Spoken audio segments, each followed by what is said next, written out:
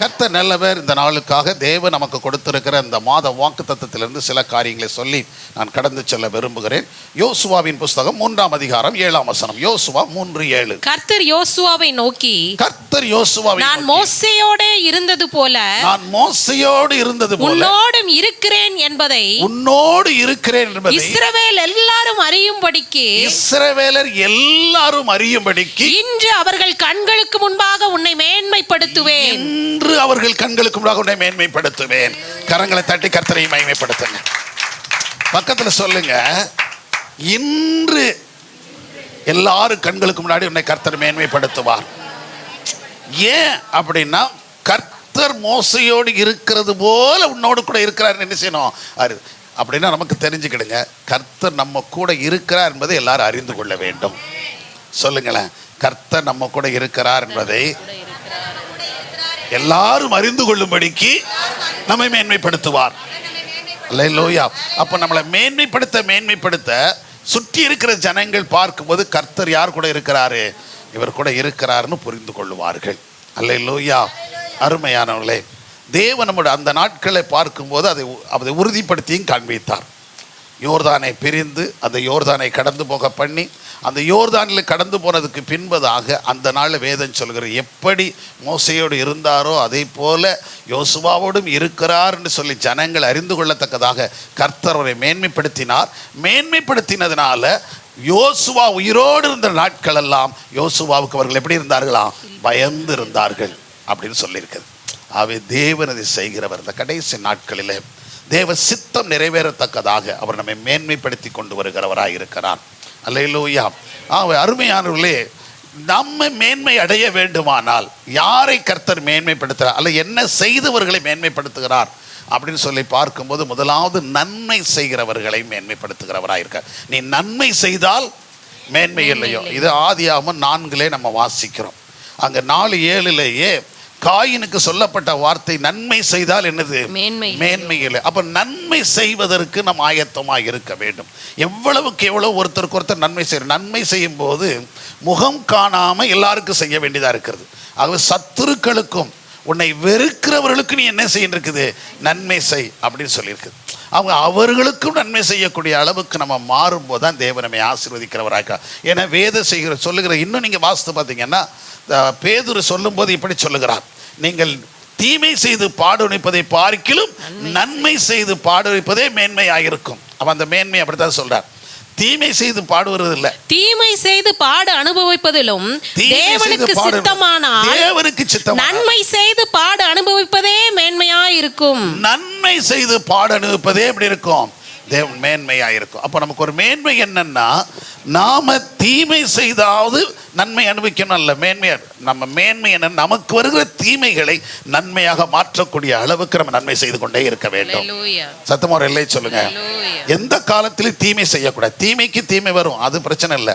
ஆனா நமக்கு என்ன நன்மை செய்தும் நமக்கு என்ன வந்துகிட்டே இருக்கணும், தீமைகள் வரலாம். ஒருத்தருக்கு உதவி செய்ய போய் அந்த உதவி கூட நமக்கு உபத்திரமா மாறும். சில நேரங்கள்ல நிறைய இடத்துல பார்த்துருக்கோம், 2 பேரும் சண்டை போடுவாங்க. அந்த சண்டை போடுறத விளக்க போனவன் செத்து போயிடுவான். 2 பேரும் பிரித்து விட போனவன் அடி வாங்கி செத்துருவான். அவங்க 2 பேரும் நல்லா தான் இருப்பாங்க. அதை பிரித்து விட போனவன் 2 பேரும் சேர்ந்து அடிச்சு விடுவான். இப்படிலாம் இருக்குது. ஆனால் அதுவும் ஒரு நன்மைன்னு தான் சொல்லியிருக்குது. அதுவும் ஒரு மேன்மை. அது மாதிரி நிறைய பேரை பார்க்குறோம், காப்பாற்ற போனவங்க ஃபயரில், ஆற்றுல, அந்த மாதிரி தண்ணி வெள்ளத்தில் சிக்கினவங்களை தூக்கிட்டு வர போனவங்க. ஒரு பையன்லாம் பார்த்தீங்கன்னா 13 பிள்ளைகளை கொண்டு வந்திருக்கிறான். 13 பேரை கொண்டு வந்துட்டு அடுத்த ஆளை கொண்டு போய் அவன் செத்து போயிட்டான். அப்போ 13 உயிரை காப்பாற்றினான். ஆனால் அவன் உயிரை அவன் என்ன செய்யலை, யோசிக்கலை. யோசித்து பாருங்க, வெள்ளத்தில் தப்பி கொண்டு வரக்கு அப்படி கொண்டு வந்திருக்கிறான். அதே மாதிரி ஃபயர்ஸில் இருந்து கொண்டு வந்திருக்கிறாங்க. நிறைய பேர் இதை மாதிரி எரிஞ்சு கொண்டு இருக்கும்போது, ஸ்கூலில் இருக்கட்டும், காலேஜுகளில் இருக்கட்டும், விடுதிகளில், இப்படிப்பட்ட பல இடங்கள்ல இருந்து சிக்கி கிடக்கிறவங்களை தூக்கிட்டு, வீடுகளில் சிக்கி கிடக்கிறவங்களை தூக்குறது, உயிரை துச்சமாக வைத்து என்ன செய்வாங்க, தூக்கி கொண்டு வரும். அப்படி வரும்போது ஒரு சிலர் காயப்படுவாங்க, சிலர் என்ன செஞ்சுருப்பாங்க, மரித்தே போவார்கள். அது அவங்களுக்கு தீமையாகத்தான் தெரியும். ஆனாலும் அந்த நன்மைக்குரிய மேன்மை உண்டு. சத்தமோர் இல்லை சொல்லுங்க. சரி, கர்த்தர் நல்லவர். அடுத்து பார்க்கும்போது இரண்டாவதாக உபாகமம் புஸ்தகம் 28:1 சொல்லப்பட்டிருக்கிறது, இன்று நான் உனக்கு விதிக்கிற உன் தேவனாகிய கர்த்தருடைய கட்டளைகளின்படியெல்லாம் செய்ய நீ கவனமாய் இருக்கும்படிக்கு அவர் சத்தத்திற்கு உண்மையாய் செவி கொடுப்பாயானால் உன் தேவனாகிய கர்த்தர் பூமியில் உள்ள சகல ஜாதிகளிலும் உன்னை மேன்மையாக வைப்பார். அடுத்து இரண்டாவது நம்ம பார்க்குது, நன்மை செய்கிறவனை கர்த்தர் மேன்மையாக வைக்கிறார், மேன்மைப்படுத்துகிறார். இரண்டாவது சொல்லப்பட்டிருக்கிறது, கர்த்தருடைய கட்டளை கீழ்ப்படுகிறவனை கர்த்தர் மேன்மைப்படுத்துகிறார்.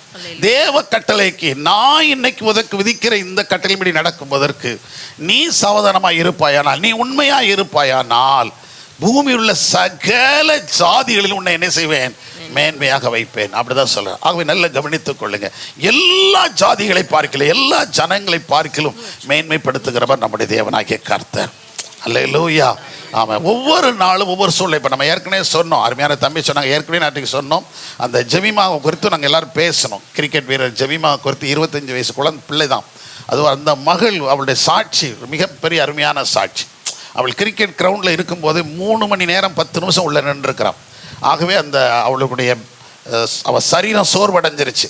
அந்த சோர்வடைந்த நேரத்தில் இனி விளையாட முடியாதோன்னு நினைக்கும் போது அவள் ஒரே ஒரு வசனத்தை மட்டும் அவள் சொல்லிக்கிட்டே இருந்தேன் அப்படின்னு சொல்கிறாள். என்ன வசனம்னா, நீங்கள் சும்மா இருப்பீர்கள், கர்த்தர் உங்களுக்காக என்ன செய்வார், யுத்தம் பண்ணுவார். இந்த வசனத்தை அப்படியே சொல்லிக்கிட்டே இருந்தாலும் சொன்னதுனால ஜெயிக்க முடிஞ்சிருச்சு. அதை சொன்னேன்னு சொல்லி எங்கே சொல்கிறான்னா, பரிசளிப்பு விழா நடக்கிற இடத்துல எல்லாருக்கும் முன்னாடியும் கோடிக்கணக்கான ஜனங்கள் தொலைக்காட்சி மூலமாகவும் நேரடியாகவும் என்ன செய்து கொண்டு இருக்கிறாங்க, பார்த்து கொண்டு இருக்கிற இடத்துல தைரியமாக சொல்கிறேன், நான் இந்த ஸ்கிரிப்சர் அப்படின்னு தெளிவாக சொல்கிறேன். பைபிள் ஸ்கிரிப்சர் சேஸ் அப்படின்னு சொல்லி தான் ஆரம்பிக்கிறான்.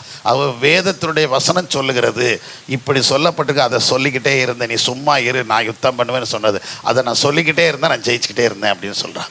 சத்தமுறையிலே சொல்லுங்கள். எல்லா சூழ்நிலைகள் வரும், ஆனால் நான் கர்த்தருடைய வார்த்தையின்படி நடக்கிறேன், கட்டளையின்படி நடக்கிறேன் நடக்க ஆரம்பிச்சுட்டா நம்மை தூக்கி உட்கார வச்சு மேலே வச்சு அழகு பார்த்துருவார் கர்த்தர்.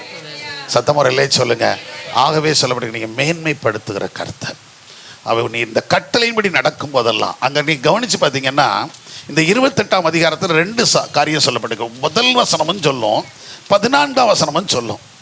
இந்த 14ஆம் வசனத்தில் நீங்கள் வாசித்து பார்த்தீங்கன்னா, இன்றைக்கு நான் ஒதுக்கிற உனக்கு விதிக்கிற இந்த கட்டளைப்படி நீ செய்வதற்கு நீ அந்த வலதுபுறம் இடதுபுறம் என்ன செய்யாதிருந்தால், சாயாதிருந்தால் உன்னை வாளாக்காமல் தலையாக்கவே, நீ கீழாக்காமல் மேலா. அப்போ நல்ல கவனிச்சுக்கிடுங்க, இந்த 2 வசனத்தையும் அப்படி வச்சுக்கிடுங்க. 1:28 28:14 இந்த 2 வசனத்தையும் அப்படி வச்சுக்கிடுங்க. உன்னை மேன்மைப்படுத்துவார். நீ எந்த காலத்திலும் யாராய் போறதில்லை, வாளாக போறதில்லை. எந்த காலத்திலும் நீ என்ன செய்யற, கீழாகி போறதில்லை.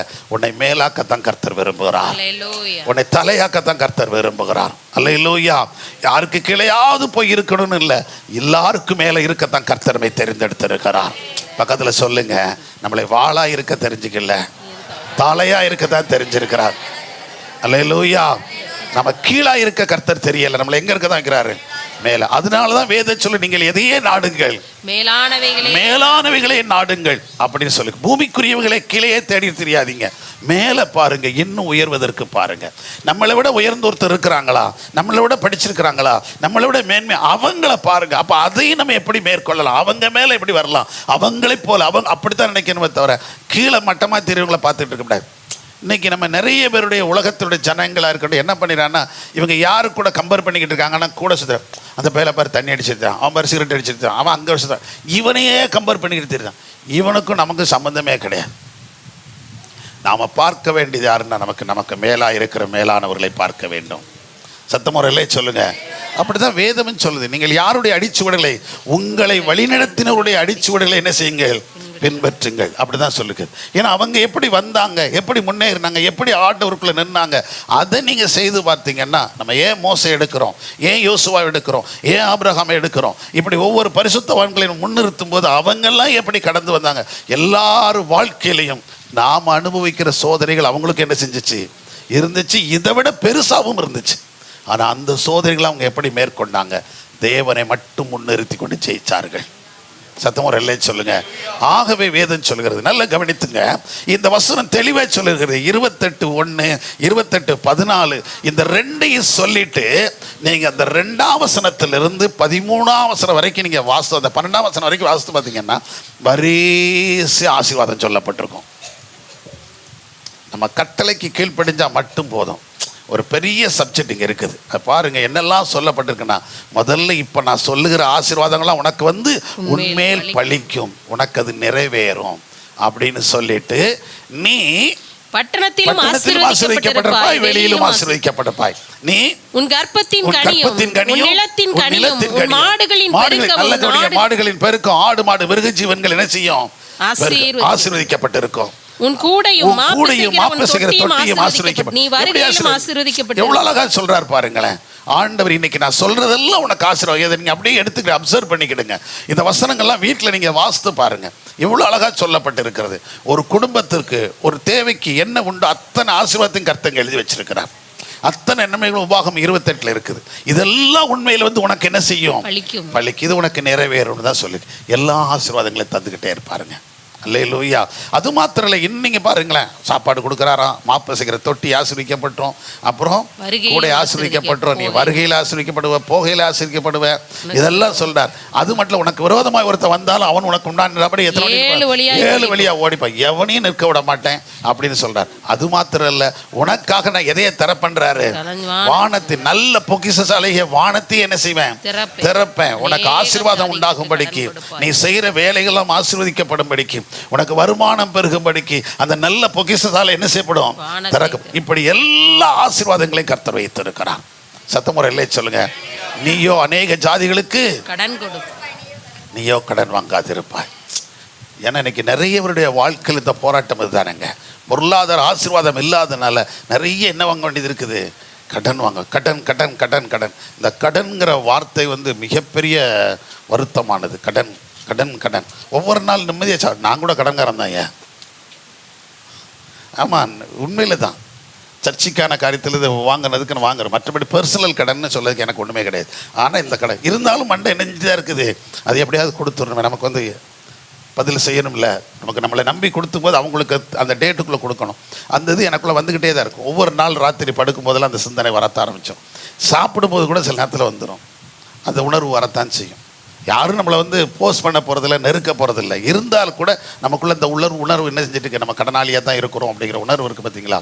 இதை நம்ம புரிஞ்சுக்கிட்டே இருக்கணும். ஒவ்வொரு நாளும் நம்ம வாழ்க்கையில் இந்த கடன்கள் இப்படிப்பட்ட ஆண்டவர் சொல்ல, நீயோ என்ன செய்யாதிருப்பாய்?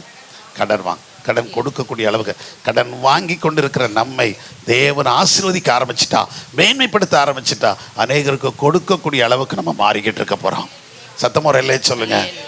ஆமென். ஆகவே வேதம் சொல்லி நல்ல கவனித்துக் கொள்ளுங்க. அவர் நம்மை மேன்மைப்படுத்துகிறவர். சகல ஜாதிகளை பார்க்கலாம் அவர் என்ன செய்வார்? நம்மை மேன்மைப்படுத்துவார் என்று சொல்லப்பட்டிருக்கிறது. இவன் யோசித்து பாருங்க. இதில் இந்த காரியங்களை பார்க்கும்போது அந்த கட்டளைகளுக்கு கீழ்ப்படியில் உண்மையாக இருக்கணும். நிறைய காரியங்களை பார்க்கிறோம். யோசியான ஒரு மனுஷனை நீங்க பார்க்கலாம். யோசியான ஒரு ராஜா 8 வயசுல யாராகிறான்? ராஜாவாகிறான். 8 வயசுல ராஜாவாகி வெறும் 38 வருஷம் தான் உயிரோடு இருந்திருக்கான். 30 வருஷம் ராஜாவா இருந்திருக்கிறான். 38 வயசுல என்ன செஞ்சிட்டாரு? மரித்து போயிட்டார். ஆனா ஒருத்தர் கூட அவரை என்ன செய்ய முடியல? விரல் நீட்ட முடியல. அப்ப ஏன் செத்துட்டான்னு நீங்க கேட்டிருக்கலாம். என்ன கர்த்தருக்கு பயந்துருந்தா இன்னும் ஆயுசு நாட்கள் நீடித்திருக்குன்னு இருக்குல்ல. அப்போ ஏன் அவருக்கு ஆயுசு நீடிக்கலை? மற்ற எல்லாரையும் பார்க்கல சீக்கிரமாக ஏன் செத்து போயிட்டார்? அவ்வளோ உண்மையாக இருந்தால், உத்தமமாக இருந்த அந்த ராஜாவை ஏன் சீக்கிரம் ஆண்டவர் எடுத்துக்கிட்டார் அப்படின்னா அதுக்கு ரீசன் இருந்துச்சு. அவர் ஆண்டவர் தெளிவாக சொல்லிட்டார். என்ன நீங்கள் வாஸ்து பார்த்தீங்கன்னா அந்த 1ஆம் வசனம் 2ஆம் வசனத்தில் இங்கே 2 ராஜாக்கள் புஸ்தகம் 22:1-2 யோசியா ராஜாவாகும்போது 8 வயதாக இருந்தான். அவன் கர்த்தருடைய கட்டளைப்படிலாம் என்ன செய்தான் இருக்கும்? செம்மையானதை செய்தான். அப்போ எல்லாத்தையும் செம்மையானதிட்டு இருந்தான். ஆனால் கூட அவன் வாழ்க்கை முடிஞ்சிருச்சே சீக்கிரம் அப்படின்னு சொன்னால் நம்ம கேள்வியாக இருக்குதே அப்படின்னு யோசிக்க வேண்டாம். ஏன்னா ஆண்டவர் அவன்கிட்ட தெளிவாக சொல்லிட்டார், உன் காலத்துக்காக தான் நான் வெயிட் பண்ணிட்டு இருக்கிறேன். உன் காலம் முடிஞ்சதுக்கப்புறம் இஸ்ரவேல் மேலே மிகப்பெரிய எண்ணத்தை வரப்போகுது, தீங்கு வரப்போகுது. அந்த தீங்கு நாட்கள் வருவதுக்கு முன்னாடி நான் உன்னை எடுத்துக்கிடுவேன்ட்டார். அவ்வளோதான். இஸ்ரவேல் மேலே தீங்கு வருது, இஸ்ரவேல் அழிக்கப்பட போகுது, தேசம் அழிக்கப்பட போகுது.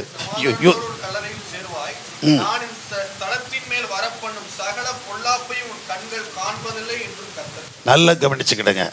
இங்க நான் செய்ய போற தீங்குகளையும் பொல்லாப்புகளையும் உன் கண்ணு என்ன செய்யாது? காணாது. அதுக்கு முன்னாடி நான் உன்னை எடுத்துக்கிடுவோம்பா. ஏன்னா இஸ்ரவேல் ஜனங்கள், யூத ஜனங்கள் என்ன பண்ணல? தெய்வ பயத்தோடு என்ன செய்யல? இல்லை. இவன் ராஜா உத்தமன் தான், அவன் கூட இருந்த ஆசாரியர்கள் உத்தம தான், நீதிமான்களா தான் இருந்தான். ஆனா பொது ஜனங்கள் எப்படி இருந்தாங்கன்னா தெய்வ பயத்தோடு என்ன செய்யல? இல்ல, காலங்காலமா தவறு செஞ்சுக்கிட்டே இருக்கிறாங்க. தொடர்ச்சியா ஒரு காலம் விட்டு அடுத்த காலம் அடுத்த காலம் அப்படியே எல்லா காலத்திலையும் அவங்க செய்கிற தவறுகளை மறுபடியும் செய்துக்கிட்டே இருக்கு. அதனால ஆண்டவர் பார்த்தாரு, அந்த தீங்கு வருவதற்கு முன்னாடி உடனே நான் என்ன செஞ்சுக்கிடுவேன், எடுத்துக்கிடுவேன் அப்படின்னு சொல்லி தான் அவனை எடுத்துக்கொண்டு அடுத்த சில நாட்களிலேயே கர்த்தர் என்ன ஆரம்பிச்சிட்டாரு, பாபிலோனியர்ல அங்கே உள்ள அனுப்ப ஆரம்பிச்சிட்டார். தீங்கு வர ஆரம்பிச்சிருச்சு, அழிவு உண்டாயிருச்சு. அவனுக்கு அடுத்த சந்ததிகள் வந்து நிற்கலை. அவனுடைய பிள்ளைகள் ஆட்சிக்கு வரும்போதே அங்கே குழப்பங்கள் வர ஆரம்பிச்சிட்டு, அவங்க காலத்தில் அவங்க என்ன செய்ய முடியலை இருக்கு. அவங்க காலத்தில் தான் தேசம் அழிக்கப்பட்டுச்சு. நல்லா கவனிச்சுக்கிடுங்க. ஆகவே அருமையான தேவச்சனமே, அதனால தான் அவர் எடுத்துக்கொள்ளானே தவிர, இல்லைன்னா அவங்க ஆயுசு நாட்கள் நெஞ்சிருப்பாரு. இந்த ஜனங்கள் செய்த அக்கிரமங்கள் அவருக்கு தாங்க முடியலை. இவங்களை இன்னும் வச்சு பார்க்க விரும்பலை. அதனால இவனை தூக்கிட்டு அவனை காலி பண்ணிட்டார். எல்லாத்தையும் ஒட்டுமொத்தமாக காலி பண்ணி விட்டுட்டார். மொத்த இஸ்ரவேலும் என்ன செய்யப்பட்டதுக்கு தீக்கிரையாக்கப்பட்டுச்சு. யூத தேசம் கம்ப்ளீட்டாக தீக்கிரையாயிடுச்சு. தேவாலயம் தீக்கிரையாகி போச்சு. எல்லாம் இடிக்கப்பட்டு போச்சு. அங்கே இருக்கிற வெள்ளியும் பொன்னும் எல்லா உபகரணங்களும் என்ன செய்யப்பட்டது, எடுத்து பாபிலோனுக்கு எடுத்து செல்லப்பட்டது. அவை இதெல்லாம் நடக்கிறதுனால தான் இதெல்லாம் உன் கண்ணு என்ன செஞ்சிடக்கூடாது, பார்க்கக்கூடாதுப்பா அப்படின்னு சொல்லி எடுத்துக்கிட்டார். அருமையானவர்களே, ஆனால் மேன்மை கடைசி நாட்களில் கூட இதுவரைக்கும் நீங்கள் வாசித்து பார்த்தீங்கன்னா நீங்கள் சொல்லலாம், அதாவது சவுல் ராஜா தொடங்கி இந்த யோசியா வரைக்கும், அதுக்கு அடுத்து உள்ளவங்க 2 பேரும் கைதி ஆகிடுறாங்க, பிரச்சனை ஆயிடுது. யோசியா வரைக்கும் நீங்கள் வாசித்து பார்த்தீங்கன்னா, யோசியா ராஜா வரைக்கும் இந்த யோசியாவுக்காக துக்கப்பட்டு அழுதது போல அதுக்கு முன்னாடி பின்னாடி யாருமே அப்படி என்ன இருந்து அந்த அளவுக்கு அவன் உத்தமனாக இருந்திருக்கிறான். சத்தமுறையிலே சொல்லுங்க. எரேமியா யோசியாவுக்குனே தனியாக எனத்தே பாடியிருக்கிறான், புலம்பலே பாடியிருக்கிறான். தனியான ஒரு புலம்பல் யோசியாவுக்காகவே பாடியிருக்கிறான். அந்த அளவுக்கு அவன் நீதியும் உண்மையும் உள்ளவனாக இருந்து போனவன். அல்லேலூயா. அதனால சொல்றேன், எவ்வளவு காலம் வாழ்றோங்கிறது முக்கியம் அல்ல, எவ்வளவாய் வாழ்கிறோம் என்பதான். எப்படியாய் நம்ம வாழ்ந்து கொண்டு இருக்கிறோம், நம்முடைய ஆயுசு நாட்கள் எவ்வளவு நீடித்திருக்கணுங்கிறது முக்கியம் இல்லை, நம்ம எவ்வளவு காலத்தில் கர்த்தருக்காக வைராக்கியமாக நிற்கிறோம் என்பது மிக முக்கியம். இருக்கிற காலத்தில் நம்ம செம்மையாயிரலன்னா இன்னும் 100 வருஷம் கொடுத்தா கூட நம்ம என்ன செய்ய போறதில்லை, செம்மையாக இருக்க போறதில்லை. ஆயுசு நாட்கள் பெருகிறதுனால மட்டும் நம்ம மாறிட போறதில்லை. அங்கேயும் சிக்கல் இருக்குது. ஆயுசு நாட்கள் பெருகும் போதும் குளறுபடி இருக்கிறது. எசேக்கியாவுக்கு ஆயுசு நாட்கள் பெருகினது. ஆயுசு நாட்கள் 15 வருஷம் கூட்டி கொடுத்தார். அந்த 15 வருஷம் கூட்டி கொடுத்ததுனால அவர் என்ன மேன்மை அடைஞ்சிட்டார் அப்படின்னு சொன்னீங்கன்னா, என்ன பண்ணிட்டார், தேவனை உயர்த்துவதற்கு பதிலாக என்ன விட்டுட்டார், தன்னுடைய சுய பெருமையை காமிச்சிட்டார். அதனால அதுக்கு அடுத்த சந்ததிகள்லாம் பிரச்சனை வர ஆரம்பிச்சிருச்சு. அங்கே தொடங்கினதான் விதை போட்டது யார் தான், எசேக்கியா தான் இதுக்கு விதை போட்டது. யோசியா காலத்துக்கு பின்னாடி யூதேயா தேசம் அழிந்து போனதற்கு விதையை யார் விதைச்சிட்டா, எசேக்கியா தான் கூட்டு வந்து காமிச்சிட்டான். இந்த பார், என் பண்டபசாலை பார், பாபிலோனியர்கள் வர்றாங்க பார், எவ்வளோ இது இருக்குன்னு பார், எவ்வளோ நகை இருக்குன்னு பார், எவ்வளோ பணம் இருக்குன்னு பார், எவ்வளோ ஆயுதங்கள் இருக்குது, எல்லாத்தையும் கூப்பிட்டு எல்லாத்தையும் காமிச்சிட்டான். பெருமையை காமிச்சான். நான் சொன்னேன், வீண் பெருமையை காமிச்சிடா அழிவு தான் வரும். சத்தமுறையிலே சொல்லுங்க. முதலாவது நம்ம பார்க்கிறோம், நன்மை செய்கிறவர்கள் என்ன செய்கிறார்கள், மேன்மை அடைகிறார்கள். 2வது, கர்த்தருடைய கட்டளைகளின் கற்பனை கீழ்ப்படுகிறவர்கள் என்ன செய்வார்கள், மேன்மை அடைகிறார்கள். 3வதாக வேதத்திலே வாசிக்கும் போது எஸ்தர் புஸ்தகம் அங்கே 10ஆம் அதிகாரம் 2-3 வாசித்து பாருங்க. எஸ்தர் 10ஆம் அதிகாரம் 2-3 வசனத்தை வாசித்து பாருங்க. வல்லமையும் பராக்கிரமமான அவனுடைய எல்லா செய்கைகளும் ராஜா பெரியவனாக்கின மொர்தெகாயினுடைய மேன்மையின் விற்த்தாந்தமும் மேதியா பெர்சியா ராஜாக்களின் நடபடி புஸ்தகத்தில் அல்லவோ எழுதியிருக்கிறது. யூதனாகிய மொர்தெகாய் ராஜாவாகிய அகஸ்வேருவுக்கு 2வதானவனும் யூதருக்குள் பெரியவனும் தன் திரளான சகோதரருக்கு பிரியமானவனாய் இருந்தும் அன்றி தன் ஜனங்களுடைய நன்மையை நாடி தன் குலத்தாருக்கெல்லாம் சமாதானம் உண்டாக பேசுகிறவனுமாய் இருந்தான். அல்லேலூயா. அடுத்து பார்த்தீங்கன்னா 3வது யார் அப்படின்னா, தன் ஜனங்களுக்காக நன்மையை தேடுகிறவன். ஜனங்களுடைய நன்மையை தேடுகிறவன் மேன்மை அடைவான். சுயநலமாய் வாழ்கிறவன் என்ன செய்ய முடியாது, மேன்மை அடைய முடியாது. இங்க கவனிச்சு பாருங்க, மொர்தெகாய் இந்த புஸ்தகம் முழுது நீங்க வாசித்து பார்த்தீங்கன்னா, எஸ்தர் ராஜாத்தியின் புஸ்தகத்தில் எஸ்தருக்கு இந்த மொர்தெகாய் அண்ணன் முறை. மொர்தெகாயுடைய சித்தப்பா மக தான் யாரு, எஸ்தர். ஆனால் அப்பா அம்மாவை இழந்து போனதுனால அவளுக்கு ஒரு அனாதையாய் மாறுகிறாள். ஸோ அந்த குழந்தையை தன் வீட்டில் எடுத்து தன் தங்கச்சியவே தனக்கு மகளாக என்ன செய்து கொள்கிறான், வளர்த்து கொள்கிறான். தன்னுடைய பெண்ணை போல மகளை போல வளர்த்து வருகிறான்.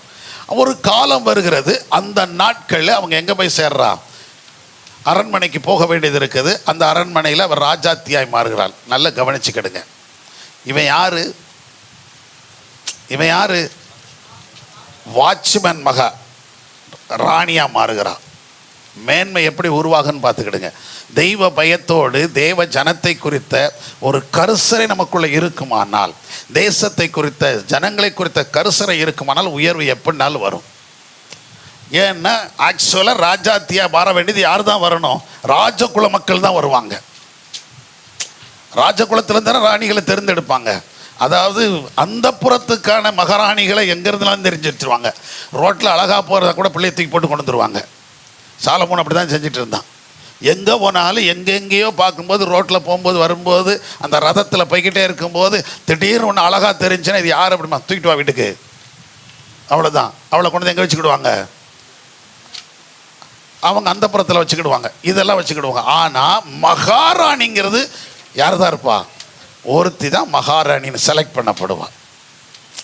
அந்த புற பெண்கள் நிறைய இருப்பாங்க.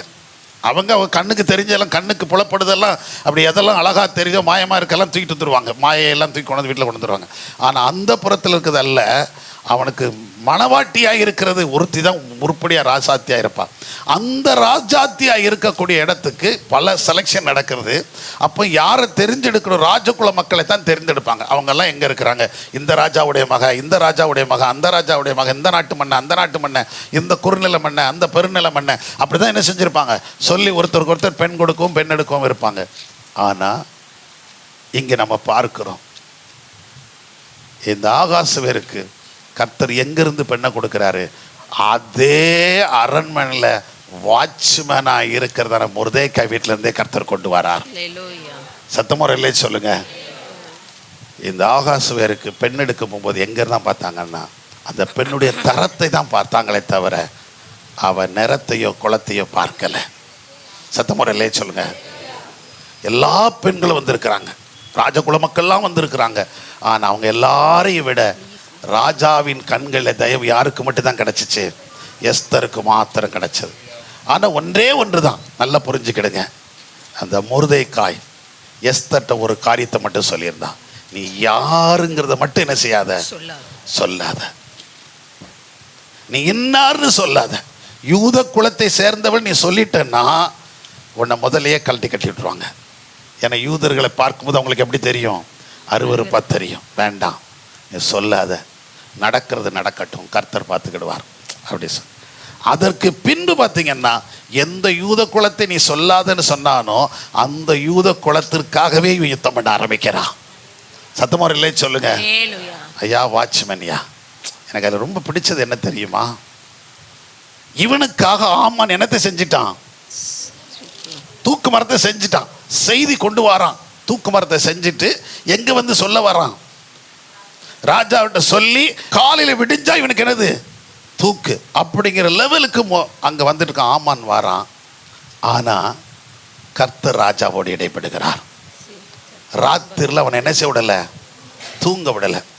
ஒரு ராஜா தூங்கலைன்னா என்னங்க செய்வான்? இப்போ நீங்கள் நைட்டில் தூக்கம் வரலாம் என்ன பண்ணுவீங்க? அதை சொல்லுங்கள் முதல்ல. அதுக்கப்புறம் ராஜாட்ட போவோம். செல்லை நோண்டுவோம் ஃபஸ்ட்டு. ஓகே, அடுத்து என்ன செய்யுது? காதில் டப்பா ஓட்டி வச்சுட்டு என்ன செய்வோம்? பாட்டு. என்ன பாட்டுங்கிறது நான் சொல்ல மாட்டேன், பாட்டு காப்பீங்க. அடுத்து சோமண்ணு. என் குழந்தைய மட்டும்தான் உண்மையிலேயே சோமண்ணுன்னு சொல்லி. ஏன்னா செல்லு இல்லை, அதான் பிரச்சனையே. செல்ல மகா வச்சுக்கிறதா இல்லைன்னா அவளும் நான் வண்டி தான் பார்ப்பேன்பா, வேற என்ன செய்ய. சரி இருக்கட்டும், நல்லா கவனிச்சுக்கிடுங்க. செல்லு அது இது எதையோ ஒன்று பார்ப்பா, இல்லைன்னா என்னதை போட்டுக்கிறது? மொத்தத்துக்கு எவனையும் தூங்கிடக்கூடாதுன்னு எதை போட்டுறது? டிவி ஆன் பண்ணி வச்சுட்டு அப்படி உட்காந்துட்டே இருக்குது. ஒரு வீட்டுக்கு போனால் ஒரு அம்மா சொல்லுறாங்க, ஒரு சகோதரி சொல்கிறாங்க, ஐயா இவர் 11-12 மணிக்கு வீட்டுக்கு வராருயா, டூட்டி முடிஞ்சு 12 மணி வரைக்கும் எதை ஆன் பண்ணியிருந்தாரு? டிவி ஆன் பண்ணி நியூஸ் பார்த்துக்கிட்டு இருக்காருயா. ஏயா உனக்கு வேண்ட செல்லை பார்த்துட்டு போய்யா நியூஸ், எங்களை அங்கே படுக்கணும். என்ன செய்யணும்? நான் சாப்பிட்டு முடிக்கிற வரைக்கும் என்ன செய்யணும்? குளிச்சுட்டு வந்து போய் வேலைக்கு போயிட்டு வந்து டயர்டில் எதை பார்த்துட்டு இருக்காரான்? 1 மணி வரைக்கும் கூட உட்காந்து பார்த்துட்டு இருக்காரு. எங்களையும் தூங்கிட மாட்டேக்காரியா. அப்போ நல்லா கவனிச்சுக்கிறேன். ஏன்னா நானும் தூங்கலை, நீ நினைஞ்சிடக்கூடாது.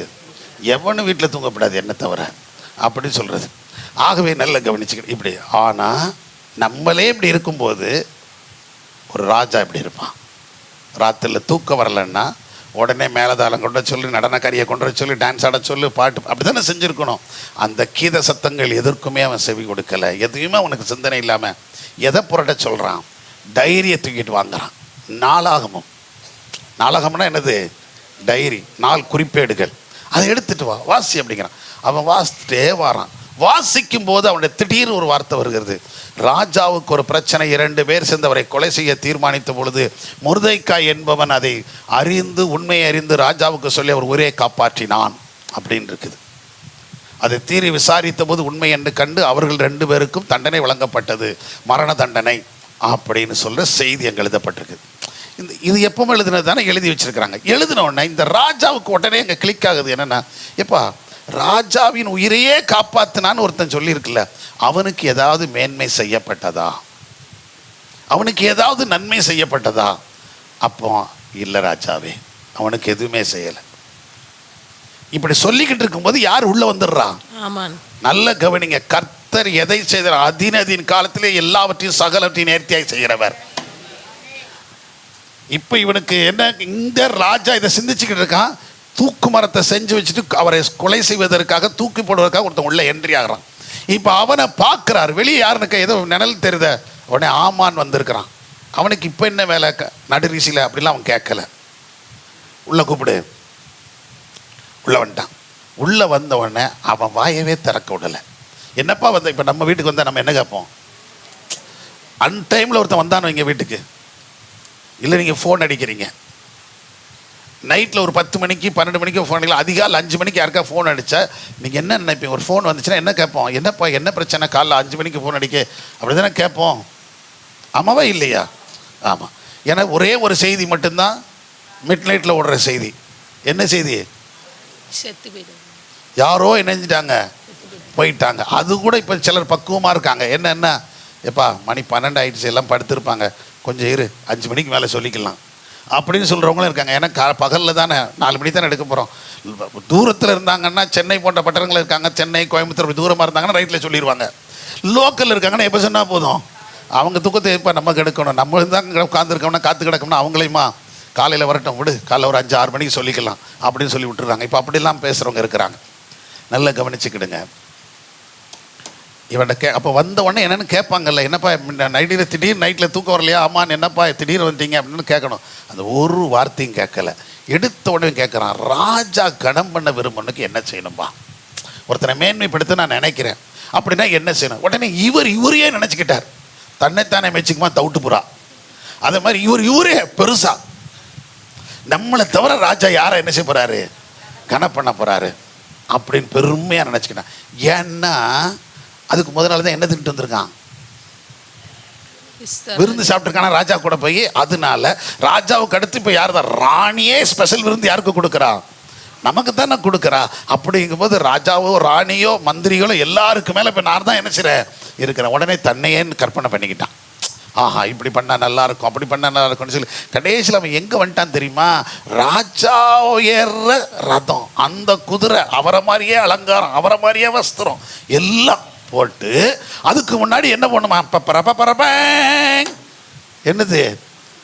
ஆமாம், ஒரு தண்டோரா உள்ள போகணும். அந்த தண்டோராவுக்கு நடுவில் ஒருத்தன் சொல்ல பண்ணும், இதனால் உங்களுக்கு அறிவிப்பது என்னவென்று சொன்னால், ராஜா கனம் பண்ண விரும்புகிறனை இவ்விதமாய் செய்யப்படும் அப்படின்னு என்ன செய்யணும்? சொல்லிக்கிட்டே போகணும் அப்படின்னு சொல்லி. ரதத்தை கொடுங்க சொல்லுங்கன்னு சொல்லியிருந்தா பரவாயில்ல, இதையும் சொல்லணும்னு வேற சொல்கிறான். பெருமையாக சொல்லிட்டான். ஆஹா நம்ம இப்படி ராபவன் கற்பனை முழுது என்னென்னா, நம்ம எதில் உட்கார போகிறோம்? ராஜா குதிரையில் ஏற போகிறோம், ராஜாவுடைய ரதத்தில் உட்கார போகிறோம். நமக்கு முன்னாடி ஒரு கூட்டம் என்ன செஞ்சுட்டு இருக்க போகுது? மேலே தாளத்தோட சொல்லிட்டு போகுது, நம்ம தான் அடுத்த ராஜா அப்படிங்கிற லெவலுக்கு உட்காந்துட்டான், சொல்லிட்டான். அவன் எல்லாம் சொல்லி முடித்த உடனே மொர்தெகாயை பார்த்து அவன் சொல்கிற, யாமானை பார்த்து அவன் சொல்கிறான், நீ ஒன்றும் இதில் என்ன செய்யாத, குறையப்படாமல் நீ சொன்ன அத்தனையும் அப்படியே 100% வாசல்ல ஒருத்தர் உட்கார்ந்துருக்கான் பாரு, மொர்தெகாய் அவனுக்கு செய்யட்டார். கரங்களை தட்டி கரத்துல நல்லா புரிஞ்சுக்கிடுங்க. வாசல்ல ஒருத்தர் உட்கார்ந்துருக்கான் மொர்தெகாய்னு, நைட்டு வாட்ச்மேனா வந்திருக்கான் அன்னைக்கு, அவனுக்கு போய் செய். அல்லேலூயா. கர்த்தர் மேன்மைப்படுத்தினா எப்ப வேணாலும் எங்க வேணாலும் மேன்மைப்படுத்திடுவாருங்க. சத்தமுறை இல்லையே சொல்லுங்க. அதுக்கு ஒரு இடம், அதுக்கு ஒரு பொருள், அதுக்கு ஒரு காரியம், இதெல்லாம் கிடையாது. எந்த இடத்துல யாரை வேணாலும் என்ன செய்ய முடியும்? கர்த்தரால மேன்மைப்படுத்த முடியும். சத்தமுறை இல்லையே சொல்லுங்க. இன்னும் சத்தமுறை இல்லையே சொல்லுங்க. இப்போ இவருக்கு ஒண்ணுமே செய்ய முடியல.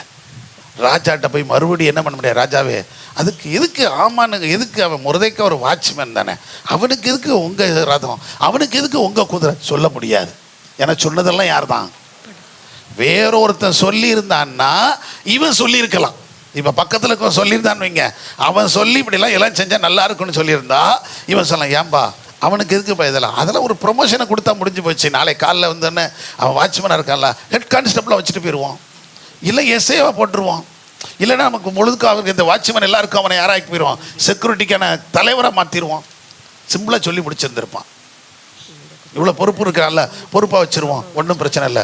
இல்லைன்னா அவனை நாடு கடத்தி, ஏன்னா இவன் கண்ணு முன்னாடி இருந்துடக்கூடாது.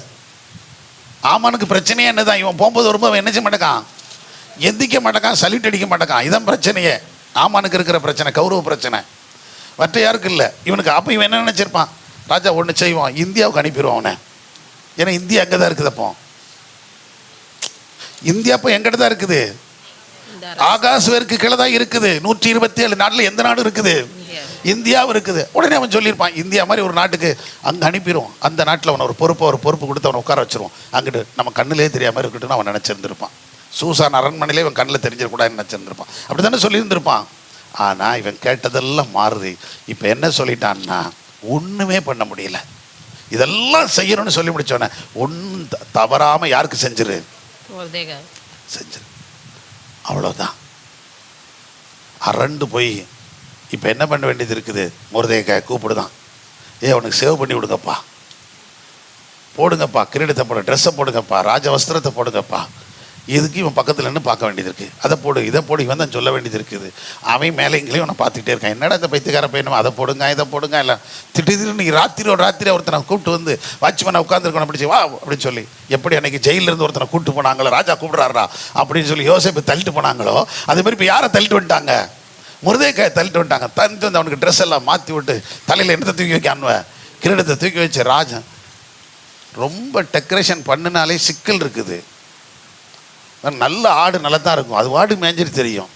திடீர்னு குளிப்பாட்டுவாங்க, குளிப்பாட்டி அந்த ஆடுக்கு என்ன போடுவாங்க, மாலை போட்டாலே தீர்மானிச்சிட வேண்டியது நம்மளை என்ன செய்ய போகிறான். மொர்தெகாய் கூட அப்படி யோசித்திருக்கலாம், இவங்க இப்படிலாம் செஞ்சு நமக்கு கிரீடத்தெல்லாம் தூக்கி வைக்க, குதிரை மேலே ஏத்துறான, ரதத்தில் உட்கார வைக்கான, போய் என்ன செய்ய போகிறானுவ, பலி போட போகிறானா அப்படின்னு கூட நினச்சிருக்கலாம்.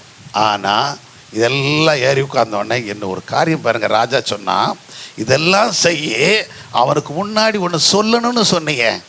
ராஜா கனம் பண்ணுறவனுக்கு இப்படி செய்யப்படும்னு சொல்லி ஒருத்தனை அனௌன்ஸ் பண்ண சொன்னேன், அதை நீ செய்யட்டான். எங்க யாரையாவது வச்சு செய்யன்னு சொல்லலை, அது யார் தான் செய்யணும்? கரங்களை தட்டுங்கம்மா. ஐயா எவ்வளோ அருமை தேவன், நீ செய்ய மவனை அப்படின்னு சொல்லிட்டேன். உடனே இப்போ என்ன செய்ய வேண்டியது இருக்குது? இப்போ இவர் தான் ராஜாவுக்கு அடுத்த ஸ்தானத்தில் இருக்கிறாரு. இப்போ இவர் எதை தூக்குறாரு? மெக்கப்போட தூக்குறாரு. மைக்கை தூக்கி இப்படி பறிச்சுக்கிட்டு, இதனால் உங்களுக்கு அறிவிக்கிறது என்னவென்றால், இப்போ யார் சொல்லிட்டு வர்றா? அந்த காலத்தில் ராஜா வாராருன்னா, இதோ ராஜா வருகா, பராக் பராக் பராக் அப்படின்னு சொல்லுவாங்க. அதை மாதிரி இப்போ பராக் பராக்கடி யார் சொல்லிக்கிட்டு இருக்கிறா? ஆமான்னு சொல்லிட்டு இருக்கிறான். ஆமான்னு என்ன சொல்லிட்டு இருக்காருன்னா, மொர்தெகாய் பராக் பராக் பராக் அப்படின்னு சொல்லிட்டு, ராஜா கனம் பண்ணுறவங்களுக்கு எப்படி மொர்தெகாய்க்கு செய்யப்படுதோ அதே போல உங்களுக்கு செய்யப்படும், அதே போல எல்லாருக்கும் செய்யப்படும் அப்படி சொல்ல. கரங்களை தட்டுங்கய்யா. எந்த மொர்தெகாய்க்கு தூக்கு மரத்தை செய்தானோ அவன் வாயினாலே கர்த்தர் புகழ வைத்து கொண்டிருக்கிறான். சத்தமுறையிலே சொல்லுங்க. எவன் அழிக்க தீர்மானிக்கானோ அவனே நம்மை புகழும்படி கர்த்தர் வாழ வைப்பார். அதுதான் கர்த்தர் கொடுக்கிற மேன்மை. சரிங்க, இன்னொரு காரியங்க, மிக முக்கியமான காரியம் என்ன தெரியுமா? ராஜாவை காப்பாத்தினான், அப்பவும் அவன் யார்கிட்டையும் அதை என்ன செய்யலை, சைலண்டாக இருந்துட்டான். இல்லை, ராஜா உயிரே என் கையில் தான், இல்லைன்னா எப்போமோ செத்து. நம்ம இன்னும் 100 தடவை சொல்லுவோம், சொல்லி சொல்லி காமிப்பா இல்லையா? அன்னைக்கு நான் மட்டும் இல்லைன்னா இன்றைக்கி உட்காந்துருப்பானாக்கும், ரதத்தில் பெருசாக போயிடுவாராக்கும், இன்றைக்கி உயிரோடு இருப்பாராக்கும், அப்படிலாம் சொல்லிட்டு இருப்போம்ல. ஆனால் அந்த வார்த்தை எதுவுமே அவன் என்ன செய்யலை, யார்கிட்டையும் சொல்லலை. ஒன்று, இவ்வளோ பெரிய காரியம் நடந்துருச்சு. தெருவா ஊர் ஊராக யாரை கூப்பிட்டு போயிட்டு இருக்கான், சுற்றி முருதைக்காய் அவனை கூப்பிட்டு போய் எல்லாம் முருதைக்காயை கூட்டி கொண்டு ஆமான்னு விட்டுட்டு ஒற்றே போயிட்டான். துண்டைக்கானும் துணியக்கானு எங்கே போயிட்டான், தலையில் என்ன போட்டு போனான்னு இருக்குது, முக்கால். இவன் ராஜபீடத்தில் உட்கார வேண்டிய முக்காடோட போய்கிட்டு இருக்கார் தலைவர், போயிட்டான். இந்த இடத்துல ஆமான் மறுபடியும் வேதம் சொல்லுது, மறுபடியும் அவன் எங்கே தான் போனானா, அரண்மனையின் வாசல் கேட்டில் தான் போய் உட்கார்ந்துருந்தானா. வசனத்தை வாசித்து பாருங்க. பின்பு மொர்தெகாய் ராஜாவின் அரண்மனை வாசலுக்கு திரும்பி வந்தான். நல்ல கவனிங்க. இவ்வளோ மேன்மையாயிட்டல, நேராக வீட்டுக்கு போயிடலாம்ல. நம்ம தான் ப்ரொமோஷன் கிடச்சிருச்சே, ராஜாவே இவ்வளோ பேர் செஞ்சுட்டாரு, நம்ம இனி வாட்ச்மேனாக இருக்கணும் என்ன அவசியம் இருக்குது? நம்ம ஏன் அங்கே போய் உட்காரணும்? அந்த ட்ரெஸ்ஸை எதுக்கு மாற்றணும்? அதே பந்தாவில் வந்துடலாம்ல. அந்த பந்து அவனுக்கு கிடையவே கிடையாது. மறுபடியும் எதை மாற்றுறான், அதை வஸ்திரத்தெல்லாம் கலட்டி எங்கே வைக்கிறான், அரண்மனையில் வச்சுட்டு தான் வாட்ச்மேன் ட்ரெஸ்ஸை போட்டுட்டு அங்கே வந்து உட்காந்துடுறாங்க. கரந்தட்டுங்களங்க ஐயா. முருதைக்காயுடைய உயர்வுக்கு மிக முக்கிய காரணம் அதுதாங்க. அவனுக்குள்ளே இருந்து என்னது, தாழ்மை. தாழ்வு மனப்பான்மை கிடையாது அவனுக்கு, ஆனால் தாழ்மை இருந்துச்சு. எவனுக்கு முன்னாடியும் தாழ்வு மனப்பான்மையோடு அவன் நடந்து கூடலை, அவன் கெத்தாக தான் இருந்தான். ஆனால் அவனுக்குள்ளே இருந்தது என்னது, தாழ்மை. எந்த பந்தாவும் கிடையாது. எவ்வளோ பெரிய பணக்காரன் ஆனாலும் சரி, எவ்வளோ பெரிய பதவிக்கு போனாலும் சரி, எவ்வளோ உயர்ந்த இடத்துல இருந்தாலும் சரி, என்னை உயர்த்துறவர் கர்த்தர் மட்டும்தான். அந்த உணர்வு நமக்குள்ளே இருக்கணும். இது என்னுடைய உழைப்பினால் வந்ததல்ல. அதுக்கு தான் இந்த ஜெமிமா எல்லாராலும் பாராட்டப்பட்டு கொண்டு இருக்கிறான். இது என்னால் வந்ததல்ல. யார் அவன் கேட்குறாங்க பேட்டி, அது நீங்கள் கேட்டு பார்த்தீங்கன்னா லைவ் பேட்டி வந்திருக்குது, கிடக்குது, அதுக்கு நீங்கள் பார்த்தீங்கன்னா யூடியூப்பில் கிடக்குது. அவன் கேட்டுக்கிட்டே இருக்கிறான். இவன் மறுபடியும் மறுபடியும் மறுபடியும் எல்லாத்தையும் யாரை மட்டும்தான் சொல்லிக்கிட்டே இருக்கிறான், நான் இல்லை நான் இல்லை நான் இல்லை. யார் மட்டும்தான், தேவன் மட்டும்தாங்க. இது எப்படிங்க சொல்ல முடியும்? நம்ம ஆள் நான் மடிச்சிட்டேன், நான் நினச்சேன் எப்படி ஜெயிச்சு ஆகணும்னு நினச்சேன், வரும்போதே ஒரு தீர்மானத்தோடு வந்தேன், சாதித்தேன். நீங்கள் உங்களையே பெருமையாக நினச்சிட்டிங்கன்னா அழிஞ்சிருவீங்க. ஆனால் கர்த்தரை முன்னிறுத்திங்க, உங்களை உயர்த்திக்கிட்டே இருப்பார். அதுதான் யார் செஞ்சா, முருதைக்காய். ஏன்னா வேதம் தெளிவாக சொல்கிறது, மேன்மைக்கு முன்னானது அவ்வளோதான். மேன்மைக்கு முன்னானது என்னதுதான், தாழ்மை அப்படின்னு நீதிமொழிகள் புஸ்தகம் 15ஆம் அதிகாரத்தில் எழுதப்பட்டிருக்குது. 15:33, 18:12 இந்த 2 வசனங்களையும் வாசித்து பார்த்தீங்கன்னா மேன்மைக்கு முன்னான தாழ்மைன்னு தான் இருக்கும். அவன் நம்ம தாழ்மை தான் நம்மளை என்ன செஞ்சுட்டே இருக்கோம். அதுக்கு நல்ல உதாரணம் அவன். இவ்வளோ பெரியது, இவ்வளோ பெரிய காரியங்களை செஞ்சதுக்கப்புறமும் கூட அதிலே தன்னை நிலைச்சிக்கிடாதபடிக்கு மறுபடியும் எங்கே தான் போகிறான், வாசலுக்கு தான் போகிறான். வாசலில் போய் உட்கார்றான், வாட்ச்மேனை தான் உட்கார்ந்தான். அவனுக்குள்ளே இருந்த 2 காரியங்க. ஒன்று இந்த தாழ்மை, இன்னொன்று தன் ஜனத்தின் விடுதலை. தன் ஜனம் பாதுகாக்கணும். அவன் சொந்த அண்ணன் பொண்ணு தான், தன்னுடைய மகள் தான், சொந்த தங்கச்சி தான், அக்கா சித்தப்பா பையன் மக தான்.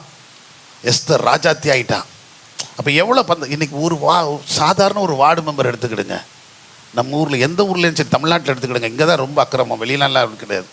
தமிழ்நாட்டில் ஒருத்தன் ஒரு வார்டு மெம்பராக இருந்தால் ஊரில் இருக்க முழுதும் அந்த சொந்தக்கார முழுதும் என்ன யார் தெரியுமா, யாருன்னு கேட்டால் அவங்க மாமா வார்டு மெம்பரான். கவுன்சிலராக வார்டு மெம்பராக இருந்தாலே இவங்களால் என்ன செய்ய முடியல, தாங்க முடியல.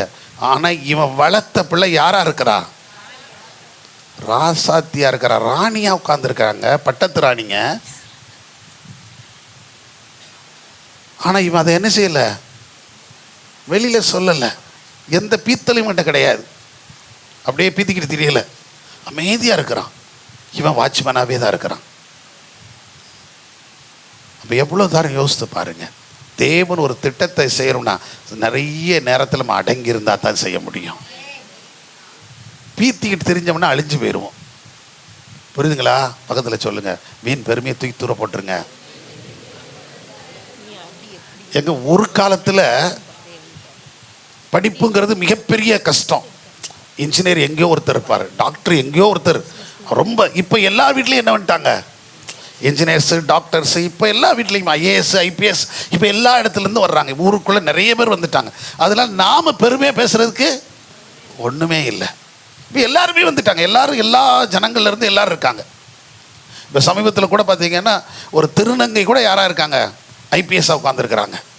வந்திருக்க எக்ஸாம் எழுதி அவங்களும் அவங்களுடைய உடல் கட்டுகளை இது பண்ணி அவங்களுடைய இதுலேயும் திறமைகளை வெளிப்படுத்தி கல்வியும் கற்று ஐபிஎஸ்ஸாக வந்திருக்கிறாங்க. முதல் பெண்மணி எங்கேருந்து வந்தவங்க, திருநங்கைன்னு சொல்லி ஒரு காலத்தில் ஒதுக்கி வச்ச சமூகம், அந்த இடத்துலேருந்து அவங்க வந்து உட்காந்துருக்கிறாங்க. இப்போ அவங்ககிட்ட போய்கிட்டு நான் ஐஏஎஸ் படிச்சிருக்கேன் அப்படி சொல்ல முடியுமா? நானும் அதானே படிச்சுட்டு வந்திருக்கேன்ப்பா. ஆமாம் ஆமாம் தானே, நானும் சிவில் எழுதி தானே வந்திருக்கிறேன். அப்புறம் நீ மட்டுமா சிவில் எழுதி, நான் எழுதி வரலையா? நான் என்ன சும்மா வந்து உட்காந்தோம்னு சொல்ல போகிறேன். இப்போ அதெல்லாம் ஒன்றுமே கிடையாது. இப்போ படிப்புங்கிறது ஒரு பெருசு கிடையாது. ஆனால் நம்ம ஏதோ ஒரு விதத்தில் நம்முடைய கல்வியை வந்து வேறு விதத்தில் மாற்ற வேண்டும். இன்னும் ஒரு உயர்வுக்கு, இன்னொரு மேற்படிப்புக்கு நம்ம என்ன செய்து ஆகணும், போய் ஆகணும். ஏதோ ஒன்று சாதிச்சாகணும். அதற்கு நம்ம ஆயத்தமாக வேண்டும். சத்தமாக இல்லை சொல்லுங்கள், இன்னும் சத்தமாக இல்லை சொல்லுங்கள். அதனால யாராவது ஒருத்தர் ஒரு வீட்டில் இருக்கிறாரு சொல்லி அதை வச்சுக்கிட்டே நம்ம என்ன சொல்லிகிட்டே இருக்கக்கூடாது, போய்கிட்டே இருக்கக்கூடாது. ஏன்னா எல்லா வீட்லேயும் எல்லோரும் இருக்கிறாங்க. அருமையானவர்களே, இங்கே பாருங்கள், ராணியுடைய அண்ணன் இவன். ஆனால் ராணி வந்து என் தங்கச்சிங்கிற வார்த்தை யார்கிட்டையும் என்ன செய்யலை, சொல்லியிருந்தா தான் ஆமான்னு அப்பமே நடுங்கியிருப்பானே. இல்லை நீ யார் நினச்சிக்கிட்டு இருக்க, அப்படி நம்ம அப்படி தானே பேசுகிறோம் நிறைய இடத்துல. நான் யார் நினச்சிக்கிட்டு இருக்கேன் அப்படி அந்த வார்த்தையை சொல்லுங்க. தங்கச்சி யாராக இருக்கானே வெளிக்காமிக்கல. ஒரு ராணி 127 நாடுகளுக்கு தலைவியாக இருக்கிறா. வார்த்தை நம்ம ஒரு சாதாரண ஒரு இதில் இருந்துட்டு கூட என்ன பந்தா, என்ன பேச்சு. எப்பா அவன் அப்படியாக்கும், அவன் இப்படியாக்கும், எங்கள் அண்ணன் அப்படி, எங்கள் அக்கா இப்படி, எங்கள் மச்சான், எங்கள் சொந்தம். அவன்கிட்ட போய் கேட்டேன், அப்படியா அப்படி ஒருத்தர் தெரில, எனக்கு ஒரு பார்த்துருப்பேன் அவன். உன்னை பற்றி ஒருத்தன் இப்படி சொல்லிட்டு இருக்கானப்பாண்ணா. அப்படியா, எனக்கு தெரியும், நான் பார்த்துருப்பேன். ஒருவேளை எங்கள் சொந்தக்காரங்க யாராவது இருக்கலாம், தெரில. இவங்க என்னமோ கூட பிறந்த மாதிரி சொல்லிகிட்டு இருப்பாங்க எல்லாத்தையும். தெரியுதா உங்களுக்கு? இந்த பீத்தெல்லாம் வேண்டாம். யார்கிட்ட கற்றுக்கொள்ளுவோம், யார்கிட்ட கற்றுக்கொள்ளுவோம், மொர்தெகாய்கிட்ட கற்றுக்கொள்வோம். தாழ்மையாக இருந்தால் தேவன் நம்ம மேன்மைப்படுத்திகிட்டே இருப்பாருங்க. சத்தமுறை இல்லையே சொல்லுங்கள். இன்னொன்று நான் சொல்கிறேன், அது ஒரு பக்கம் இருக்குது. தனிப்பட்ட முறையில் நான் சொல்கிறேன், எவ்வளோ உயரத்துக்கு போனாலும் நாம் உழைச்சாதான் நமக்கு சோறு, இல்லைன்னா இல்லை. எங்கள் அண்ணன் கலெக்டராக இருந்தால் கூட எனக்கு என்ன கிடைக்க போகிறதில்ல. என் தம்பி கலெக்டராக இருக்கான், டிஎஸ்பியாக இருக்கான், எஸ்பியாக இருக்கான், ஒரு பிரயோஜனம் இல்லை. அவன் காக்கி யூனிஃபார்ம் போட்டு அவனுக்கு மட்டும்தான் செட் ஆகுமே தவிர எனக்காகாது. நான் உழைச்சாதான் எனக்கு சாப்பாடு. என் பிள்ளையை படிக்க வைக்கிறதுக்கு நான் தான் செலவழிக்கணுமே தவிர அவங்ககிட்ட என்ன செய்ய முடியாது, வாங்க முடியாது. புரியுதுங்களா? இதுதான் நம்முடைய நிலைமை, உலகம். அதனால் இதில் நம்ம எதையும் யாரையும் குறித்து என்ன செய்ய வேண்டியதில்லை, வருத்தப்பட வேண்டாம், பெருமைப்பட வேண்டாம். நம்ம எப்படி நடத்துகிறாரோ அப்படி கர்த்தர் நடத்திக்கிட்டே இருப்பார். சத்த முறையிலே சொல்லுங்க. அருமையானவர்களே, நல்ல கவனிச்சுக்க. நன்மை செய்கிறவர்கள் என்னடைவார்கள், மேன்மை அடைகிறார்கள். இரண்டாவது, தேவனுடைய கட்டளையின்படியெல்லாம் நடக்கிறவர்கள் என்ன அடைகிறார்கள், மேன்மை. மூன்றாவது, தன் ஜனங்களுக்காக நன்மைகளை தேடுகிறவர்கள், தன் ஜனங்களுக்கான காரியங்கள். அப்ப இவனுக்கான சுயத்துக்கு அதான் வேதம் சொல்கிறது, அவனவன் தனக்கானவைகள் அல்ல பிறனுக்கானவைகளை நோக்க கடவன். அப்ப நமக்கு நாமே வாழ்றதை விட மற்றவங்களுக்காக வாழ நம்ம அர்ப்பணித்துக் கொண்டோமானால் கர்த்தரை மேன்மைப்படுத்த ஆரம்பிச்சிருவார். சத்தமுறையிலே சொல்லுங்க. ஆமாவா இல்லையா? ஆமே. இன்னும் நிறைய இருக்கிறது, நான் இதோடு முடிச்சுக்கிறேன். இன்னும் நிறைய நான் எழுதி வச்சிருக்கிறேன். ஆகவே இன்னும் கர்த்தருடைய ஆலயத்துக்கான காரியங்கள், தேவனுக்கு ஆலயம் கட்டுவதற்கு, தேவனுக்கு அடுத்த ஊழியத்தை செய்வதற்கான காரியங்களுக்கு பண்ணுறவங்க, அதுபோல் ஞானத்தை விவேகத்தை எதிர்பார்க்கிறவங்க, இப்படிலாம் நிறைய என்ன செய்கிறது இருக்குது. அருமையானவர்களே, ஒரு புரிந்து கொள்ளுங்க. இந்த 3 காரியங்கள் மட்டும் நம்ம இன்னைக்கு பார்க்குறோம். ஒன்று நன்மை செய்கிறவர்கள், இன்னொன்று கர்த்தருடைய கட்டளைப்படி நடக்கிறவர்கள், மூன்றாவது தனக்கானவைகளில் பிறனுக்கானவைகள் அப்படின்னு நீங்கள் எடுத்துக்கிடுங்க. தன் ஜனத்துக்காக நீங்கள் இருக்குது. பிறனுக்கானவைகளை நோக்குகிறவன், இவர்கள் தான் என்ன செய்யப்படுவாங்க, மேன்மை அடைவார்கள். நல்ல கவனிங்க. இப்போ இந்த உலகத்துலேயும் சரி, அரசியல்லையும் சரி, அரசாங்கத்துலேயும் சரி, யார் போற்றப்படுறாங்க, அப்படின்னா தனக்காக வாழ்ந்தவன் எவனும் போற்றப்படான். அது அவங்க இருக்கிற காலம் வரைக்கும் சொல்லுவாங்க. அப்படி ஏன்னா பயந்து போய், இல்லைன்னா தூக்கி உள்ளே வச்சுருவாங்க அப்படிங்கிறதுக்கு பயந்து போய் அரசாங்கத்துக்கோ எதுக்கோ தலைவனுக்கு பயப்படுவாங்க. செத்து போனதுக்கு பிறகு அவங்க பேரே என்ன செய்யாமல் போயிடும், நினைக்காமல் போயிடுவாங்க. நம்ம கூட போட்டாவே போடாமல் போட்டு இங்கே பிரச்சனைலாம் நடந்துட்டு தானே இருக்குது. சில கட்சி தலைவர் போட்டாவே என்ன செய்யறது இல்லை, போடலன்னு சொல்லி இப்போ 7:30 நடந்துச்சா இல்லையா பிரச்சனை. ஏன்னா நம்ம வந்துட்டோம் மேலே, அவன் எதுக்கா அப்படி தள்ளிடுவாங்க. இதெல்லாம் இப்படி தான் போகும். ஆனால் நன்மை செய்கிறவர்களாக இருந்தோமானால் கர்த்தர் மேன்மைப்படுத்தி வச்சா எந்த காலத்தில் நம்ம நினைச்சுக்கிட்டே இருக்க கர்த்தர் வச்சிருவார். சத்தமுறையிலே சொல்லுங்க. என்ன சொன்னார் பார்த்தீங்களா? 12 சீடர்கள் இருக்கிறாங்க, பெரிய பெரிய ஐஸ்வர்யவான்கள் இருக்கிறாங்க, ஆயக்காரர்கள் இருக்கிறாங்க. அவங்களுக்கு நடுவு ஒரே ஒரு பெண்மணி மட்டும், ஒரே ஒரு பெண்மணி. அவள் மட்டும் வந்து கர்த்தருடைய சிரசில் என்னத்தை போட்டாலாம், தைலத்தை பூசினா. வேதம் சொல்லுகிறது, இந்த சுவிசேஷம் எங்கெல்லாம் அறிவிக்கப்படுமோ அங்கெல்லாம் அவளை பற்றி சொல்லப்படும். எப்போ சொல்லிட்டாரு? 2000 வருஷம், கிட்டத்தட்ட 2000 வருஷம் ஆச்சு. இப்போ வரைக்கும் நம்ம சொல்லிக்கிட்டு இருக்கிறோம். இன்னும் ஏசுனார் ஒரு வரைக்கும் சொல்லிக்கிட்டு தான் இருக்க போகிறோம். ஆனால் அந்த பெண்மணி பேர் கூட என்ன செய்யலை, எழுதப்படலை. அப்போ யாருன்னு யாருக்குமே என்ன செய்யாது. மரியாள்னு சொல்லுவாங்க, இந்த மரியாள் அந்த மரியாள் குழப்பத்தை உண்டாக்குவாங்க. பட் அவள் தாங்கிறதுக்கு என்ன கிடையாது, ப்ரூஃப் இல்லாமலே தான் இருக்குது. நீங்கள் வாசித்து பார்த்தீங்கன்னா எந்த மரியாள் செய்தால், ஏன்னா மரியாள்னு நிறைய பேர் இருந்தாங்க அந்த நாட்களில். இப்போ எந்த மரியாள் செய்த தெரியாது. சிலர் சொல்லுவாங்க முகதனா மரியாள் தான் செய்தாருமாங்க. சிலர் சொல்லும்போது இவன் லாசருடைய தங்கச்சியாகிய மரியாள் செய்தான்னு சொல்லுவாங்க.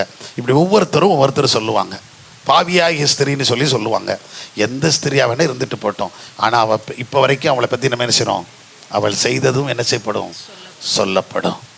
நாம் செய்தது சொல்லப்படணுங்க. ஜெபம் பண்ணுவோமா? கர்த்தர் அதற்காக நம்மை மேன்மைப்படுத்துவார். எல்லாரும் கர்த்தர் நோக்கி பாருங்க. சகல ஜனங்களை பார்க்கிலும் சகல ஜாதிகளை பார்க்கிலும் உன்னை ஆசீர்வதிப்பேன்னு சொல்றார். இன்று அவர்கள் கண்களுக்கு முன்னாடி உன்னை மேன்மைப்படுத்துவேன் சொன்ன கர்த்தர் நம்மோடு கூட இருக்கிறார். யோசுவாவுக்கு சொன்னார். யோசுவாவை இஸ்ரவேலின் கண்களுக்கு முன்னாக செய்து காண்பித்தார், மேன்மைப்படுத்தினார். அதனால அவங்க ஆயுள் நாள் முழுவதும் அவனுக்கு கீழ்ப்பிடிச்சிருந்தாங்க, பயந்திருந்தாங்க. இன்றைக்கும் அந்த தேவன் நம்மோடு இருக்கிறார். அந்த தேவன் நம்மோடு இருக்கிறார். எல்லாரும் கர்த்தரை ஸ்தோத்திரம் பண்ணுவோமா? அவர் சொல்ற வார்த்தை, இன்று உன்னை மேன்மைப்படுத்துவேன். எல்லாரும் கண்களுக்கு முன்னாடியும், சகல ஜாதிகளுக்கு கண்கள் முன்னாடியும், சகல ஜனங்களின் கண்களுக்கு முன்னாடியும், சத்துருக்களுக்கு முன்னாடியும், தேவ ஜனங்களுக்கு முன்னாடியும் தேவன் உங்களை மேன்மைப்படுத்த உண்மையுள்ளவராக இருக்கிறார். எல்லாரும் கர்த்தரை ஸ்தோத்திரம் பண்ணுங்க. ஆண்டவரே நீர் மேன்மைப்படுத்துற, கர்த்தர் மேன்மைப்படுத்த. ஏன்னா தாவீது சொல்ல, மேன்மைப்படுத்த எவரையும் மேன்மைப்படுத்தவும் அவனை ஐஸ்வர்யமாக்கும் கனப்படுத்தவும் கர்த்தராலே கூடும். ஐஸ்வர்யமும் கனமும் அவராலே வருகிறது. எவரையும் மேன்மைப்படுத்தவும் சத்துவப்படுத்தவும் அவராலே கூடும். அவை யாரு எவருலாம் யோசிக்காதீங்க. நீங்க யாரு, நான் யாரு, இதெல்லாம் வேண்டாம். நம்ம யாராக இருந்தாலும் ஆண்டவர் நம்மை ஆசீர்வதிக்கணும், மேன்மைப்படுத்த தீர்மானிச்சிட்டார்னா எந்த இடத்துல இருந்தாலும் தூக்கி வச்சு உயர்த்திடுவாருங்க. ஆடு மேய்த்து கொண்டிருந்த தாவீது தான் அரசவையில் உட்கார்ந்து, அரண்மனையில் உட்கார்ந்து ராஜாவாய் மாற முடிஞ்சிருச்சு. கர்த்தர் செய்யலையா, மேன்மைப்படுத்தலையா? அதனால தான் அவன் சொல்றான், என்னை ஜனங்களின் மகா மேன்மையுள்ளவனாய் பார்த்தீர் என்று சொல்லுகிறான். ஆண்டவர் சொல்லும் போது கூட சொல்றார், உன்னை ஆடுகளுக்கு பின்னாடி இருந்து எடுத்து உன்னை சந்ததியின் பெரியவனாக, உனக்கு பெரியோர்களுக்கு ஒத்த நாமத்தை உனக்கு நான் தரிப்பித்தேன்னு கர்த்தர் சொல்றார். சோபடுமா தம்பிமார் எல்லாம் நேர்மணங்கால் போடுங்க, தங்கச்சிமார் போடுங்க. கர்த்தரை கேளுங்க. இந்த வாலிப நாட்களில், இந்த இளமை காலத்தில் உனக்கு ஒரு தீர்மானத்தோடு அன்றைக்கி யோசுவாவுக்கு சொன்னது போல, அன்றைக்கி மொர்தெக்காய்க்கு செய்தது போல, அன்றைக்கி தானியேலுக்கு தாவீதுக்கு இப்படி ஒவ்வொரு பரிசுத்தவான்களுக்கு செய்தது போல ஏன் உங்களை மேன்மைப்படுத்தக்கூடாது? ஏன் நம்மை மேன்மைப்படுத்தக்கூடாது? நீ படிக்கிற படிப்பிலே நின்றாத. இதை விட உன்னை மேன்மையான இடத்துல உட்காரப்ப எது இல்லையா? வருமானம் இல்லை, பொருள் இல்லை, ஆஸ்திவாரம் இல்லை, எதை செய்வதற்கு எனக்கு எந்த உதவியும் இல்லை. கர்த்தர் நினைச்சா உன்னை எங்கே வேணாலும் உட்கார வைப்பார், எங்க வேணாலும் மேன்மைப்படுத்துவார், எங்க வேணாலும் வச்சு அழகு பார்ப்பார். எல்லாரும் கர்த்தரை ஸ்தோத்திரம் பண்ணுங்க, ஸ்தோத்திரம் பண்ணுங்க, ஸ்தோத்திரம் பண்ணுங்க. அல்லேலூயா. ஆனா எங்க போனாலும் ஒன்றை மாத்திரம் புரிந்து கொள்ள, தாழ்மையை கற்றுக்கொள்ளுங்க, கர்த்தரை மாத்திரம் உயர்த்திக்கிட்டே இருங்க. தாழ்மையை கற்றுக்கொள்ளுங்க, கர்த்தரை மாத்திரம் உயர்த்திக்கிட்டீங்க. நீங்க சிறுகணும், அவர் பெருகணும். இதை மாத்திரம் நீங்க மனசுல வச்சுக்கொள்ளுங்க. யோவான் சானங்கள் சொல்லப்படும், நான் சிறுகவும் அவர் பெருகவும் என்று சொன்னது போல அந்த மாத்திரம் நீங்க வைத்துக் கொள்ளால் நீ போற இடங்களெல்லாம் கர்த்தருடைய மேன்மைப்படுத்தி கொண்டே இருப்பார். நீ செல்லும் இடமெங்கும் தேவனுடைய ஆசீர்வாதம் கூட இருந்துகிட்டே இருக்கும். ஜெபம், கர்த்தாவே நன்றியோடு துதிக்கிறோம், ஸ்தோத்திரிக்கிறோம். இந்த காலை வேளையிலும் ஆண்டவரே நீர் எங்களுக்கு கொடுத்த இந்த நல்ல வார்த்தைக்காய், வாக்குத்தத்தங்களுக்காக நன்றி செலுத்துகிறோம். கர்த்தாவே, இன்று நான் அவர்களுக்கு கண்களுக்கு முன்னாடி மேன்மைப்படுத்துவேன் சொன்ன கர்த்தர் அப்படியே அதே நாளிலே கர்த்தாவே யோர்தானை பிரித்து இஸ்ரவேல் ஜனங்களை கடக்க பண்ணி கர்த்தாவே இஸ்ரவேல் சகல ஜனங்களுக்கும் கண்களுக்கு முன்பதாக ஆண்டவரே யோசுவாவை நீர் மேன்மைப்படுத்தினீர் என்று பார்க்கிறோம். அதே போல கர்த்தாவே அந்த வார்த்தை இன்றைக்கு நாங்கள் எடுத்துக்கொள்ளுகிறோம் ஐயா. அந்த வார்த்தையின்படி இந்த வார்த்தையை கேட்டுக்கொண்டு இருக்கிற, அந்த வசனத்தை தியானித்துக் கொண்டிருக்கிற ஒவ்வொரு பிள்ளைகளையும் நீர் மேன்மைப்படுத்த போறதற்காய் ஸ்தோத்திரம் கர்த்தாவே. ஆண்டவரை நன்மை செய்கிறவர்களை மேன்மைப்படுத்துகிறவர், உடைய வார்த்தையும் வசனங்களுக்கும் ஆண்டவரை உடைய கட்டளைக்கும் கற்பனைக்கும் கீழ்ப்படிந்து நடக்கிறவர்களை மேன்மைப்படுத்துகிற எல்லாவற்றுக்கும் எல்லாம் உடைய ஜனங்களை குறித்த தரிசனம், ஒரு கரிசனை ஆண்டவரே உள்ள ஜனங்கள் பிறருக்கானவைகளை தேடுகிற, நன்மைகளை தேடுகிற ஒவ்வொரு பிள்ளைகளையும் கர்த்தாவே நீர் ஆண்டவரை மேன்மைப்படுத்த போறதற்காக ஸ்தோத்திரம் கர்த்தாவே. ஸ்தோத்திரம் ஐயா. அப்படியே நீர் ஆசீர்வதிக்கும்படியாய் செபிக்கிறோம். கிருபை இருக்கட்டும். எங்க பிள்ளைகளுக்கு எந்த சூழ்நிலை எதுவும் குறைபடாதபடி எல்லாருக்கும் எல்லாம் நிறைவாய் இருக்கத்தக்கதாக நீர் மகிமையான காரியங்களை செய்தலும் சமூகத்தில் தாழ்த்துகிறோம், வெறுமையாக்குறோம். சகல துதி கன மகிமையெல்லாம் அப்ப இயேசுங்க ஒருவருக்கே செலுத்துறோம். நீர் மாத்திரம் உயர்ந்துரும், ஆசீர்வதியும் பலப்படுத்தும் பெரிதான காரியங்களை செய்யும். தாழ்த்துகிறோம். தொடர்ந்து மீதி இருக்கிற பரிசுத்த பந்திக்கு எங்களை ஆயத்தப்படுத்தும். இயேசுவின் நாமத்தில் ஜெபிக்கிறோம் நல்ல பிதாவே, ஆமேன், ஆமேன். என் ஆத்துமாவே கர்த்தரை ஸ்தோத்திரி, என் உள்ளமே நாமத்தை ஸ்தோத்திரி. என் ஆத்துமாவே கர்த்தரை ஸ்தோத்திரி, கர்த்தர் செய்கிற சகல உபகாரங்களையும் மறவாதே. ஆமேன்.